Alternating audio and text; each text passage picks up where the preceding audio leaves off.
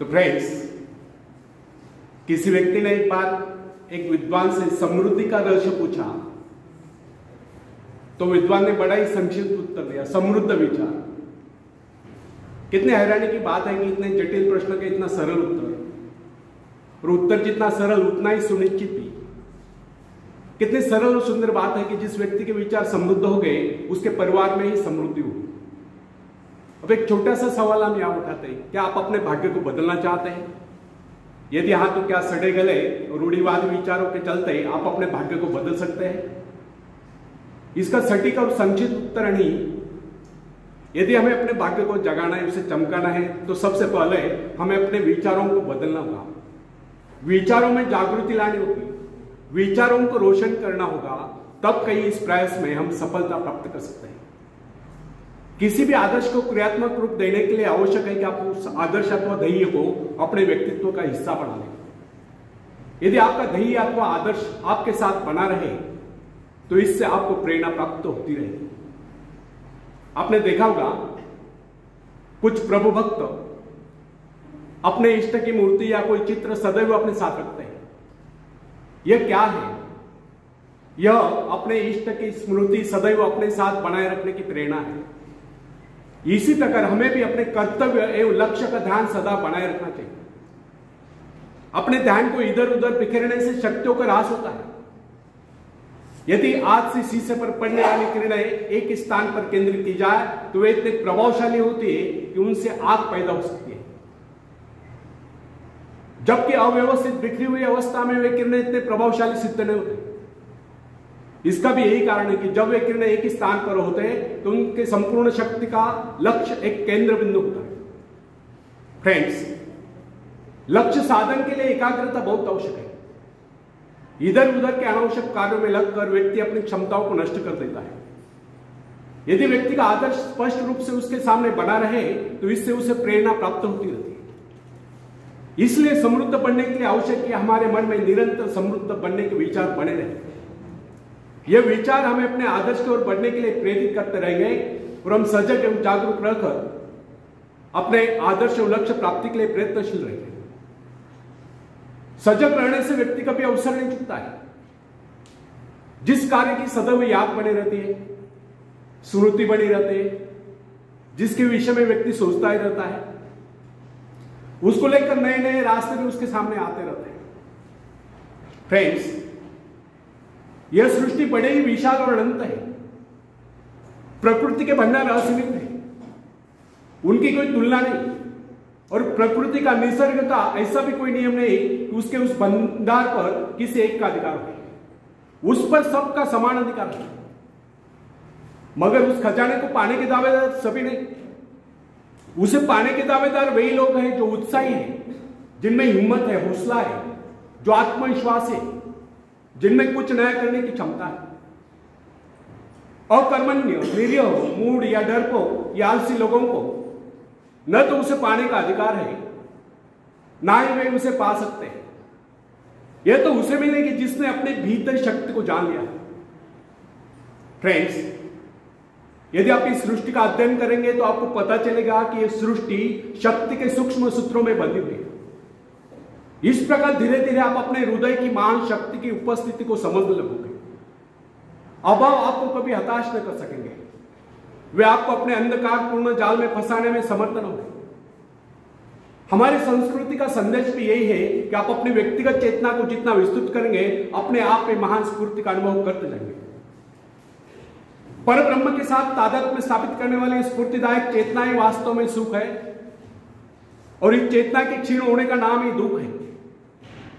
यदि सुख सृष्टि से एकाकार रूप होने से उत्पन्न होता है तो दुख सृष्टि से विच्छिन्न एवं विलग होने से उत्पन्न होता है। फ्रेंड्स, जो व्यक्ति अपने को इस सृष्टि का विशाल चेतना का अंश मानकर नहीं चलता, उसे ऐसा प्रतीत होता है कि संसार में अकेला है, अनंत अस्तित्वपूर्ण समुद्र में भटकते हुई एक इकाई है। अकेलेपन का यह विचार व्यक्ति को असहाय और बेसहारा बना देता है। वो अपने अस्तित्व को क्षुद्र समझ लेता है, वो अपने आप को नितांत असहाय अनुभव करता है। इस प्रकार की परिस्थिति में ही दुख का जन्म होता है। जब जब भी व्यक्ति अपने आप को सृष्टि से अलग कर लेता है, तब तब वह दुख उठाता है। वह स्वयं को अकेला महसूस करके भयभीत होता रहता है। होगा भी क्यों नहीं? सृष्टि से नाता तोड़कर उसने स्वयं को अकेला जो कर लिया है। इसके विपरीत जिस व्यक्ति ने सृष्टि से अपना संबंध जोड़ रखा है और तारतम्य बनाया हुआ है, वह स्वयं को कभी अकेला नहीं अनुभव करता। उसे ऐसा अनुभव होता है कि प्रकृति, निसर्ग उसका सहयोग कर रहे हैं। वो अपने आप को समृद्ध अनुभव करता है, क्योंकि प्रकृति के प्रति उसका दृष्टिकोण मित्र भाव का होता है। वह विराट सत्ता का एक अंश दिखाई देता है। यही भाव व्यक्ति में शक्ति और आत्मविश्वास पैदा करता है। आत्मविश्वास क्या है? अपने भीतर मौजूद शक्ति का एहसास ही आत्मविश्वास है। जो व्यक्ति अपने आप को सृष्टि से अलग कर लेता है, वह आत्मविश्वास से हीन रहता है। उसे प्रकृति के प्रति कभी स्नेह भाव नहीं होता है। वह प्राकृतिक प्रक्रिया को अपरिचित और अपने प्रति षड्यंत्र मानता है। ऐसी स्थिति में प्रकृति के अनंत धन स्रोत, अनुपम सौंदर्य एवं समाप्त न होने वाले खजाने उसके लिए नहीं रह जाते। जिसे स्वयं पर विश्वास नहीं होता, वह किसी पर भी विश्वास नहीं करता। वह हर प्राणी को, हर वस्तु को संदिग्ध नजरों से देखता है। उसे ऐसा लगता है कि सब उसके दुश्मन है, सब उसका अहित चाहते हैं। अब आप ही बताइए कि ऐसा व्यक्ति अपने आप को समृद्ध कैसे अनुभव कर सकता है, जिसका अकेलापन और अविश्वास उसमें हीन भावनाएं पैदा कर देते हैं। ऐसा व्यक्ति कभी भी अपने भाग्य का निर्माण नहीं कर सकता। फ्रेंड्स, प्राय लोग ऐसे कहते सुने जाते हैं कि संसार की रचनाएं इस प्रकार हुई है कि यहां केवल कुछ लोग धनी और समृद्ध रह सकते हैं। शेष लोगों को अनिवार्य रूप से साधनहीन, निर्धन और दूसरों का मोहताज रहना पड़ता है। उनके विचारों में सृष्टि में सुख समृद्धि के साधन सीमित होने के कारण सभी लोग समृद्ध नहीं रह सकते। उनका यह कहना है कि यह संसार एक प्रतिद्वंदिता, स्पर्धा है, और जो उसमें सफल हो जाता है वही सुखों का उपभोग कर सकता है। शेष लोगों के भाग्य में दुख और कष्ट लिखे। परंतु हमारा यह कहना है कि इन लोगों के ऐसे विचार अनुभवहीनता और अज्ञानता के कारण है। प्रकृति ने तो अपने भंडार सभी के लिए खोल रखे। आप ऐसा क्यों सोचते कि आप भाग्यहीन है और भाग्यहीन ही रहो? इस प्रकार की मिथ्या धारणा का आधार यह हुआ, जब प्रभु ने इस सृष्टि की रचना की तो मनुष्य के लिए इतने साधन नहीं जुटाए। परंतु ऐसा सोचना कदापि उचित नहीं। वस्तुतः प्रभु ने इस सृष्टि को अत्यंत संपन्न और सब प्रकार से पूर्ण बनाया है। मनुष्य की आवश्यकताओं की पूर्ति के सभी पदार्थ इस धरती पर उपलब्ध है। यदि कोई इस नीति का प्रयोग नहीं कर पाता तो इसमें उस सृष्टि निर्माता का क्या दोष? विधाता ने तो अपनी रचना संपूर्ण बनाई है। यदि कोई उसे ग्रहण करने में असमर्थ है, आनाकानी करता है, आलस्य में पड़ा रहता है, तो वह जगन्यता क्या कर सकता है? फ्रेंड्स, कहावत प्रसिद्ध है, आप घोड़े को पानी तक ले जा सकते हैं या पानी लाकर घोड़े के सामने रख तो सकते हैं, परंतु उसे पीने के लिए विवश नहीं कर सकते। यदि घोड़े को प्यास लगे है तो पानी पीकर प्यास तो उसे शांत करनी होगी। अपनी गर्दन को झुकाकर पानी में मोह तो उसे डालना होगा।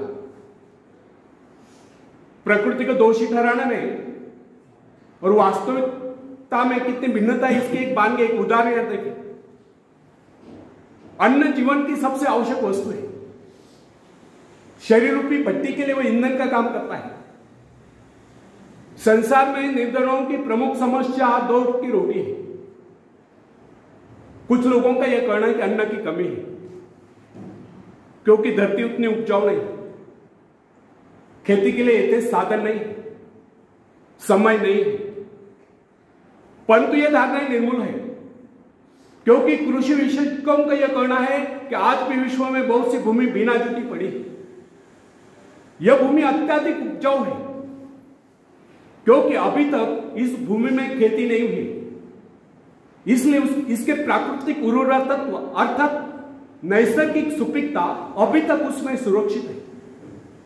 इन ऋषि विशेषज्ञों का इन कृषि विशेषज्ञों का तो यह भी कहना है अगर इस सारी भूमि का सही ढंग से उपयोग किया जाए तो अन्न की कुल उपज 2 गुना नहीं तो कम से कम 1.5 गुना अवश्य हो जाए।